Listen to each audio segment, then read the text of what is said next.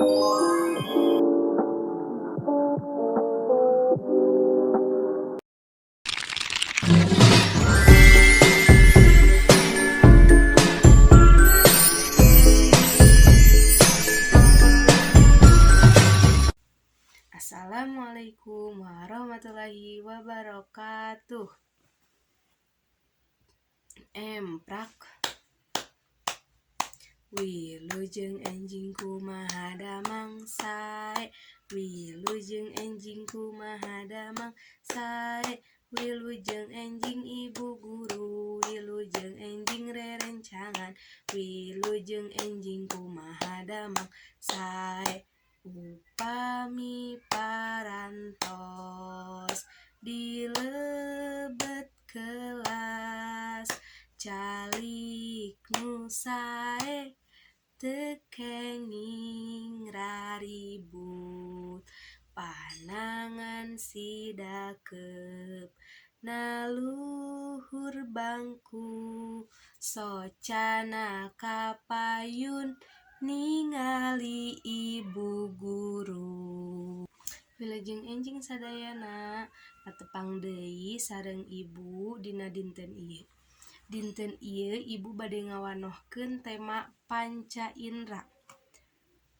Aya nu terang teu naon panca indra teh? Panca indra nyaeta bagian naon wae anu aya dina awak urang.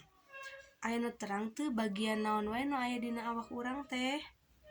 Cik urang sebatan naon wae anu aya dina awak urang teh. Panca indra teh aya naon wae?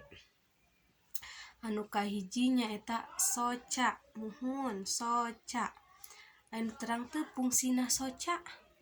Fungsina soca nyaeta kangge ninggal sabunderan nu aya di lingkungan urang. Contona sapertos kieu, sapertos rerencangan ninggal ibu guru ninggal rerencangan. Sapertos maca buku eta ngangge naon? Ngangge soca. Muhun. Anu kadua nyaeta aya naon?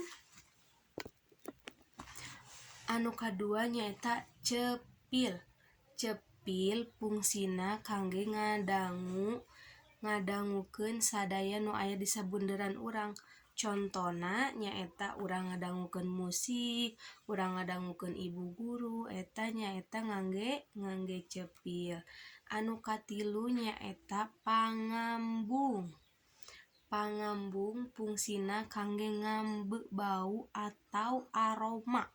Contona urang ngambeu kembang diangseu ambeuna seungit. Nah, eta nyaeta fungsi tina pangambung, ngambeu bau, ngambeu aroma.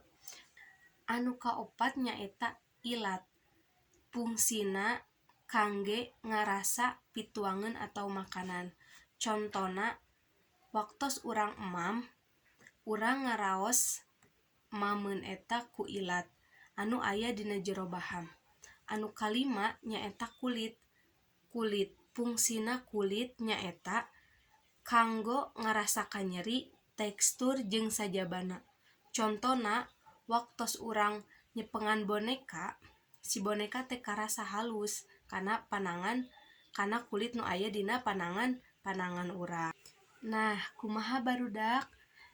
Ayeuna mah atos apal ngeunaan naon wae anu aya dina panca indra teh? Cik sok sebutan. Anu kahiji naon? Anu kahiji aya soca, anu kadua aya cepil, anu katilu aya pangambung, anu kaopat aya ilat, sareng anu terakhir aya nu namina kulit. Aya nu terang teu lagu panca indra? Hayu urang nyanyikeun bareng-bareng. 1, 2, 3.